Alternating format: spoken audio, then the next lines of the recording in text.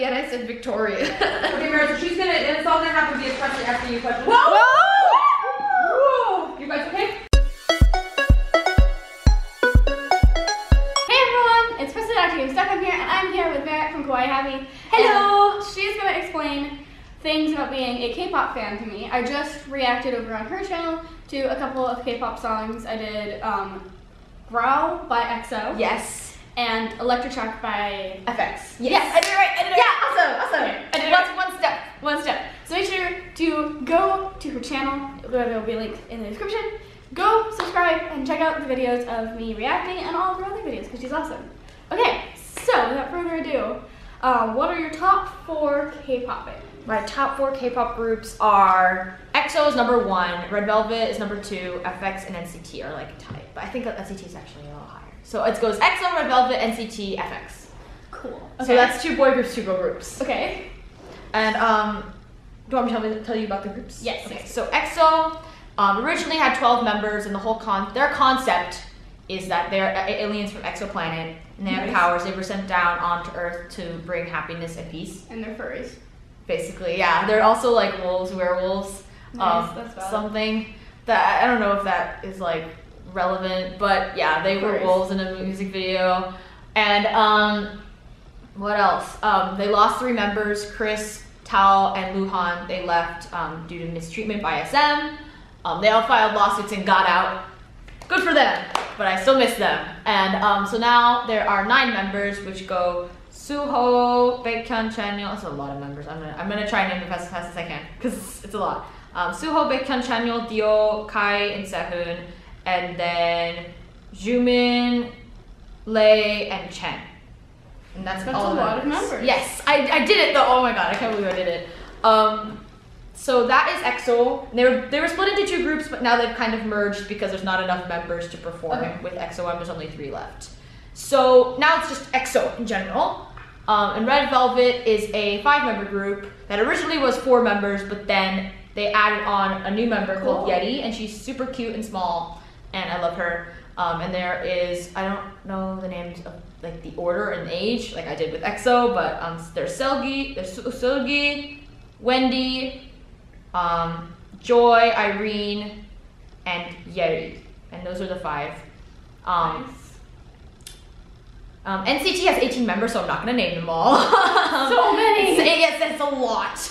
It's a lot of members. How do you know all of them? Okay, so the thing with NCT is that it started out with just units, and they slowly start adding more members as time goes on. So it started in 2016 with NCTU, which only had like 4 or 5 members in it. Okay. And then they debuted a new unit called NCT 127, which is the coordinates for Seoul. So it's the Seoul unit. It's in Korea.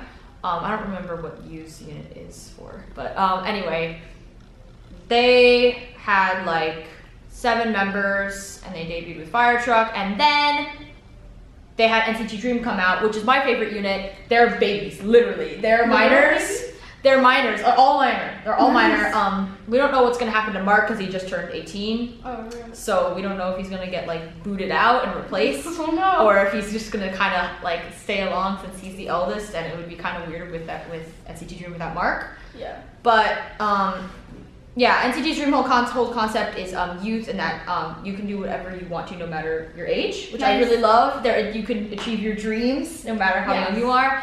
So that's their whole concept, and then they just did this whole thing and added new members, and so with all the members of all the units combined, NCT 2018, which is the 2018 members, and they have 18 members in 2018. It's a lot. It's kind of confusing. There's so many, but since I learned it slowly, it's easy because they only added 3 new members. It's easy to learn 3 names. But like learning 18 names at once is difficult. So I pray for people that get into NCT now. I'm like, I don't know how you can memorize the names of all of your favorite bands, because my favorite band, and the only band I know the names of, are Dan, and Ben.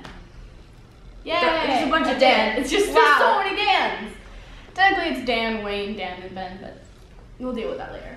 But the way I learn names, it's actually pretty difficult to learn names. I found that the same problem. Yeah. I learned by watching Learn Names With Me videos, or you can just look up the title of a music video and then put in names or learn names.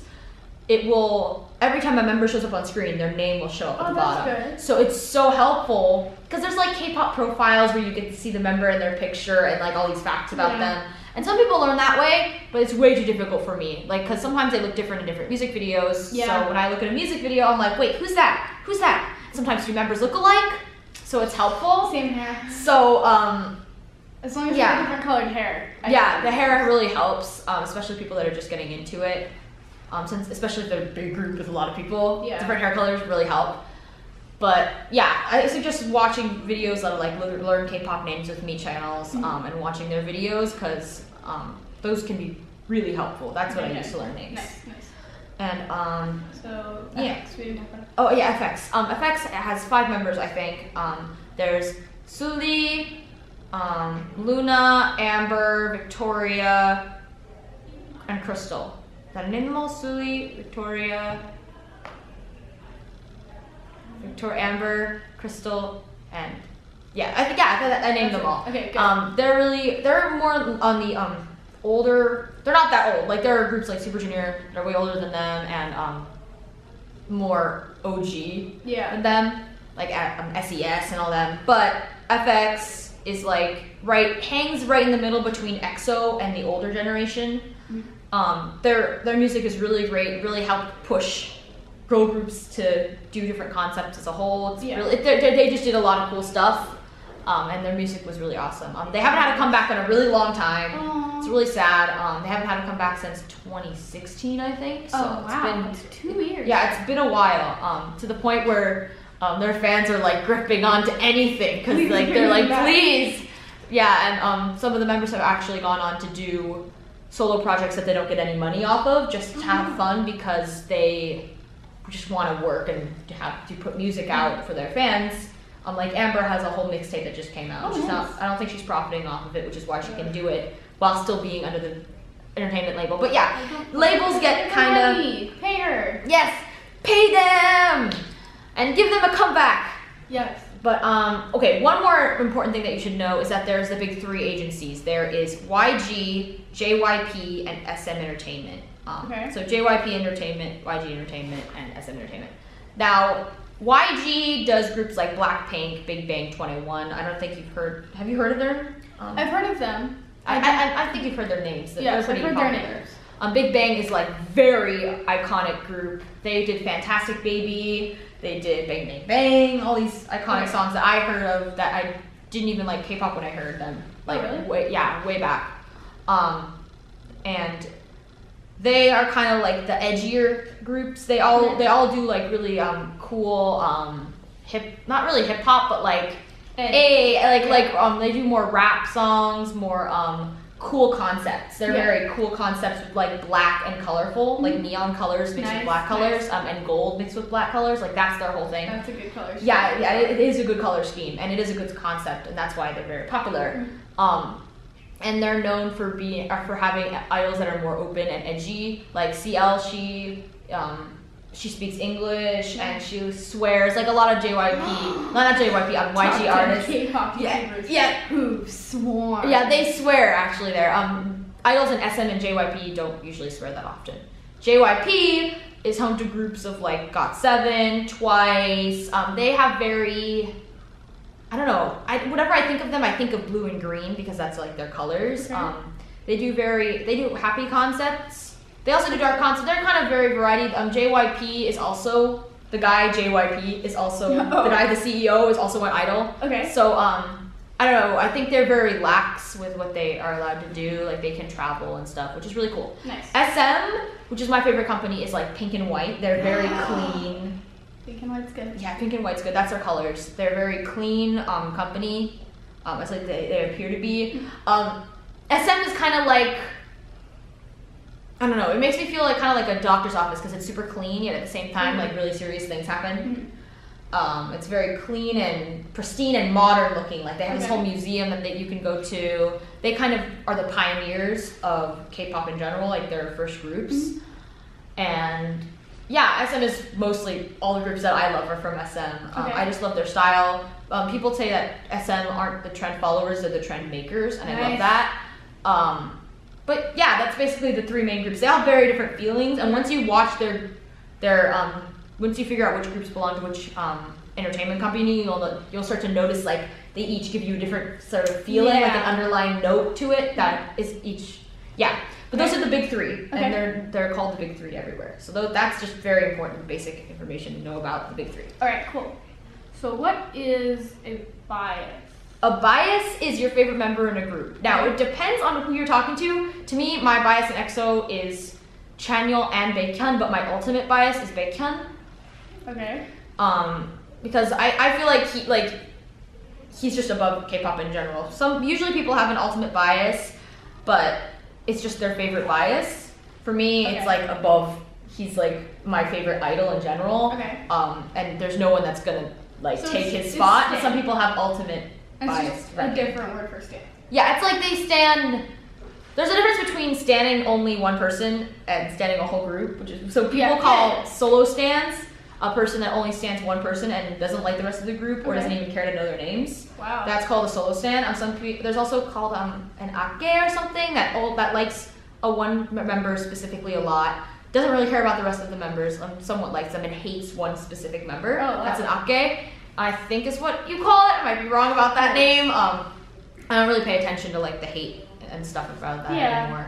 But your bias is like the member that you like a lot. Yes.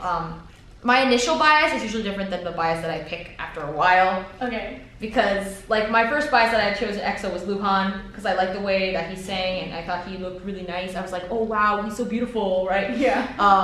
And then I got to learn their personalities, and I learned that Baekhyun's like a jokester, and he's smiling a lot, and he's really happy, and and he's like, he loves playing video games and stuff, and that's why I'm like, oh yeah, I like this person. So like, once you get to know them, sometimes your bias can change, and bias wreckers are people that aren't your bias, but constantly test your loyalty to your bias. That's what a bias wrecker is. Okay. That's basic. That's what all you need to know. Yeah, that's K-pop in general. All right, cool. There's a lot. There's a lot. Yeah, there's a lot to know. As proven by this video. Honestly, like, props to you for knowing all this stuff. Oh, thank you. And being able to recite this in a video with me, because so much information. Yeah, it is a lot. I mean, I've been into it for like 2 or 3 years now. I mean, I went to 2016 K-Con, so. Oh god, yeah. See, I've been a fan. Okay, I'm gonna go back to the Imagine Dragons thing, because I've been a fan of Imagine Dragons pretty much my entire life, and I only learned their names this year. So that's my standard. I'm so sorry. I do stand them very, very hard. But yeah, that's wild. Thank you so much for teaching me.